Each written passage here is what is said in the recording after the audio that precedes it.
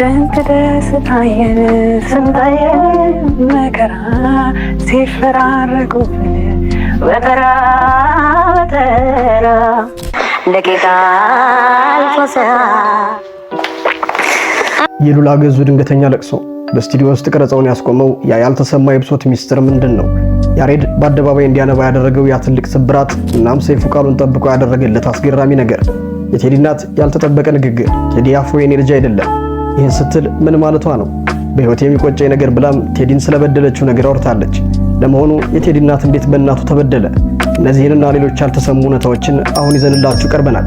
ቪዲዮውን ላይክ እና ሼር እያደረጋችሁ እስከ መጨረሻው አብራችሁን ዝለቁ።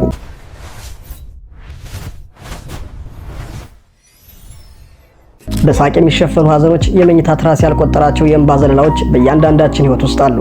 የህይወት ውጣ ውረድ ስሜቶች ባለስልጣን ሆንክም ባለሀብት፣ ዝነኛ ሆንክ ድሃ፣ ሰው ስለሆንክ ብቻ በአንድም በሌላም መንገድ የህይወት መራራን ጽዋ ትጎነጫለህ። ይሄ ሰው በመሆን የሚሰጥ ከአዳምና ከሔዋን የበለስ ክደት በኋላ ለሰው ልጆች ሁሉ የተሰጠ እውነት ነው። ታዲያ ዝነኞች በሚዲያ እየሳቁና ደስተኛ መስለው ስንመለከታቸው በህይወታቸው ውስጥ ምንም አይነት ጎደሎ ነገር እንደሌለ ሊሰማን ይችላል። እውነታው ግን ህመሙ በእነሱ የከፋ መሆኑ ነው። በርካታ ዝነኞች በራቸውን ዘግተው ለብቻቸው እንደሚያነቡ በተደጋጋሚ ጊዜ ሲናገሩ ይሰማል። ብዙሃኖቻችን የምንወዳት ደግሞም የምናከብራት ቁመትሽ ሎጋ ነው የሚባልላት ደግሞም የተደላደለ የወንዱን አይደለም የሴቶችን ቀልብ የሚስብ መቀመጫ የተሰጣት ፈገግታ፣ የዋህነትና ሴትነት ከነክብሩ የሚነበብባት ሉላ ገዙ በድንገት አልቅሳለች። ያለቀሰችው ደግሞ ስቱዲዮ ውስጥ ፕሮግራም እየሰራች ባለበት ወቅት ነው። ያስለቀሳት ደግሞ በጨዋታ መሃል የተነሳው የመልካሙ ተበጀ ሙዚቃ ነው። በሳቅ በጨዋታ የሚለው ይህ ሙዚቃ የብዙሃኖችን ህመም የሚገልጽና ብዙሃኖችን የሚያስነባ እንደሆነ የሚታመን ቢሆንም ሉላ ገዙ ግን በአደባባይ በራሷ ምክንያት ስታለቅስ ታይታ ስለማይታወቅ ብዙሃኖች በሉላ ውስጥ ብሶት አለ ወይ ብለው እንዲጠይቁ እንዲገረሙም አድርጓል። ሉላ በፕሮግራሙ ላይ እንደተለመደው ስትስቅ ስትጫወት ከእንግዳዋ ጠረፍ ካሳሁን ጋር በጥሩ መግባባት ስትሰራ ትቆይና በመሃል የመልካሙ ተበጀ ሙዚቃ ይነሳል። ሉላ ሙዚቃውን እንደምትወደው ተናግራ ፈገግ እንዳለች ማዜም ትጀምራለች። ስንት ደስታየን ስንታየን መከራ ሲፈራረቁብን በተራ በተራ ትልና እኔ አልችልም ትላለች። ፈገግ እንዳለች ማዜም ትጀምራለች። ስንት ደስታየን ስንታየን መከራ ሲፈራረቁብን በተራ በተራ ትልና እኔ አልችልም ትላለች። ስንት ደስታየን ስንታየን መከራ ሲፈራረቁብን በተራ በተራ እኔ አልችልም። ሙዚቃውን ስትጀምረው በፈገግታ ቢሆንም ለቅጽበት አይኖቿ ወደ ጣራው አይተው በዛው ፍጥነት ያለፈችባቸውን የመከራ ጊዜያቶች ከተደበቀበት ትዝታዋ አውጥታ ታስታውስና እኔ አልችልም ብላ ታቋርጣለች። ሉላ አምረራ ታለቅሳለች። አዎ አንዳንድ ሙዚቃዎች ለኛ የተዘፈኑ ይመስል ከህይወታችን ጋር ይቆራኙና በሰማንበት ፍጥነት የተደበቀውን ቁስላችን ይነካካሉ። ያኔ ፈልገነው ሳይሆን ውስጥ ላይ ያለ የተደበቀ ህመም በአደባባይ እንድናነባ ያስገድደናል። ሉላ ገዙ ካለፈችባቸው በርካታ ህመሞች መካከል ሁለቱን ብቻ እናንሳ። አንደኛ የሚሆነው ገና ብዙ ባልበሰለችበት ጊዜ የቤተሰቦቿን ምክር አልሰማም ብላ በመቸኮል ወደ ትዳር መግባቷና ልጆችን ካፈራች በኋላ ትዳሯ ሳይሰምር መቅረቱ በብዙ የተፈተነችበት ጊዜዋ ነው። ሲንግል ማም ሆኖ ያውም ደግሞ የዩኒቨርሲቲ ትምህርት ሳያጠናቅቁ ይሄ ነገር መፈጠሩ ህመሟን አብዝቶት እንደነበረና የማያልፍ የመሰለ ጊዜ ነበር። ሁለተኛው ከባድ ጊዜዋ ደግሞ ከአባቷ ጋር የተለያየችበት ጊዜ ነው። ወላጅ አባቷ ገዙ ይሙት ብላ የምትምልበት ተወዳጅ አባቷ ጋር በፖለቲካ አስገዳጅ ሁኔታ ከሀገር ወጥቶ ለመኖር ተገዶ ነበር። አባቷን ከጎኗ ለዓመታት ማጣቷ ክፉ ህመም ሆኖባት እንደነበረ ታስታውሳለች። ስታስታውሰውም ታለቅሳለች። ሌሎች ለመዘርዘር አስቸጋሪ የነበሩ ጊዜያቶችንም አልፋለች። አንዳንዴ በጣም ብቸኝነት ይሰማኛል፣ ይሄም ሲሆን መታቀፍ ብቻ ነው የምፈልገው። ሁለት ልጆችን በብቸኝነት እንደማሳደጌ ብቸኝነት መከፋት የሚጠበቁ ስሜቶች ቢሆኑም በባህሪ ቶሎ የሚከፋኝ ሰው አይደለሁም። በምችለው መጨረሻ ድረስ ሄጄ የምታገል በመሆኔ ሰዎች የማሳልፈውን ህመም አይረዱኝም ስትል በቅርብ ያጋራችው መልእክት የብዙዎችን ልብ የሰበረ መልእክት ነበር።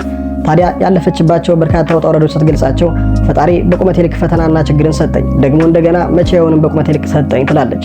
ነገር ግን ምንም ያህል ጠንካራና ብርቱ ቢሆኑም በሳቅ በጨዋታ አይነት የሰው ልጅን ህይወት የሚገልጹ ሙዚቃ ሲሰሙ ግን ያለፉበትን ጎዳና ለማስታወስ አይቻልም። ስንት ደስታየን ስንታየን መከራ አስተዳደጉ በብዙ መፈተንና ችግር ውስጥ ቢሆንም የደረሰበት ስኬትና የህይወት ለውጥ ግን የብዙሃኖች ተምሳሌት እንዲሆን አድርጎታል። ያሬድ ነጉ ድምጹን የሚሰሙ ሰዎች በሱ ለማሾፍ ቢሞክሩም ደግሞም ለመጣል የሚደረግ ሩጫ በሚመስል መልኩ አጥንት ሰባሪ የሆኑ አስተያየቶች ቢሰጡትም እሱ ግን ከመጣውበት መንገድ አይበልጥም በማለት ስራውን ጠንክሮ ሰርቷል።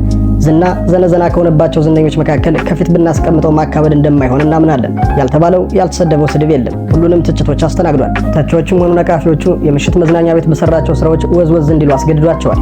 የሙዚቃ ምስልን ያሬድ ነጉ ይስራት አስብሏል። የሚሰራቸው የሙዚቃ ቪዲዮዎች ጥራታቸው ሀገር ውስጥ ብቻ ተደንቀው የሚቆሙ አይደሉም። ከሀገር ውጭም የሚወራላቸው አስደናቂ የሙዚቃ ክሊፖች ናቸው። ልቡ ደግ እንደሆነ የሚነገርለት ያሬድ ነጉ ያለው ዝናና ገንዘብ ሳይገድበው በአደባባይ በተለያዩ ቃለ መጠይቆች ላይ ስለ ፍቅር ሲል አልቅሷል። የአንድ ልጅ አባት የሆነው ያሬድ የመጀመሪያ የማንባቱ ምክንያት የልጁ እናት ናት። ለእሷ የተለየ ፍቅር የነበረው ያሬድ እሷ ግን የእሱን ፍቅር አለመረዳቷ ህመሙን አክፍቶበት እንደነበረ ያስታውሳል። ለእሷ ስል ዝናዬንም ክብሬንም ገንዘብንም ትቼ ነበር፣ እሷ ግን አልገባትም ይላል። የከፈለው መስዋዕትነትም ብዙ እንደሆነ ባሰበ ጊዜ ቃላቶች አልገልጽለት ብለው በእንባ አጅቧቸው ነበር።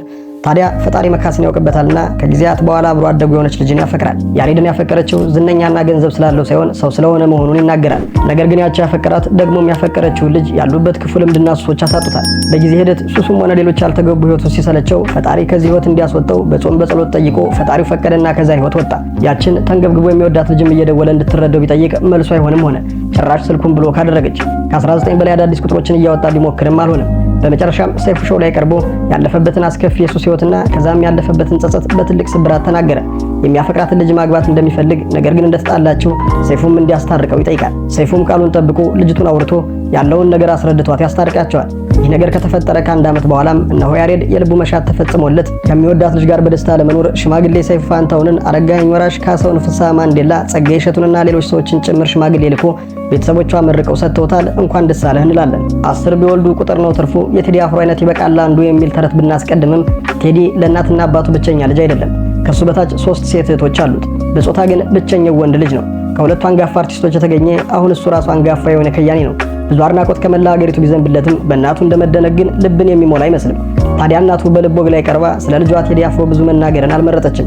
ገና በለጋ ዕድሜዋ እንደወደደችው ከተናገረች በኋላ እሱ አርቲስት እንዳይሆን ያደረገችውን ሙከራ እንደምታፍርበት ስትገልጽ ትቆይና ቴዲን ስትገልጸው እንዲህ ትላለች። ቴዲ የኔ ልጅ አይደለም። የቴዲ እናትና አባት እንዲሁም የቴዲ ቤተሰብ መላው የኢትዮጵያ ሕዝብ ነው። የኔ ልጅ አይደለም፣ የኢትዮጵያ ሕዝብ ልጅ ነው። እግዚአብሔር የተመሰገነ ይሁን። ምክንያት ሆኜ ወደዚህ ምድርና ወደ ሕዝቡ ስላመጣሁት ክብር ለእግዚአብሔር ይሁን። ከመደነቅ በላይ ነው የሚሆንብኝ። ማለት ልጅ ስለሆነ አይደለም። እውነት ለመናገር የቴዲ ግጥም እጅግ ጥልቅ ነው። የሚሰራውን ስራ ከ10 ከ20 ጊዜ በላይ ከሰማሁት በኋላ ነው ምን ለማለት እንደፈለገ የሚገባኝ። ሲገባኝ ደግሞ የበለጠ ይደንቀኛል ያስገርመኛልም ትላለች። የእናት ምስክርነት ከዚህ በላይ ምን አለ? እኛም ረጅም ዕድሜ ከጤና ጋር ይስጥሽ እንላለን። ቴዲን ያህል ትልቅ አርቲስት ስለሰጠሽንም እናመሰግናለን። ያሬድ ነጉም እንኳን ደስ አለህ የምንል ሲሆን ሉላ ስለ ጥንካሬዋና ብርታቷ ያለንን አድናቆት እየገለጽን እናንተ ስትሰሙት ወደ ኋላ ወስዶ በእንባ የሚያጥባችሁ ሙዚቃ አለ ወይ? ታሪኩስ ምንድነው? በኮመንት መስጫው አጋሩን። ቪዲዮውን ላይክ፣ ቻናሉን ሰብስክራይብ በማድረግ ቤተሰብ ይሁኑና ቀጣይ ፕሮግራም ላይ እንገናኝ። ሲፈራረቁብን በተራ በተራ ሲፈራረቁብን በተራ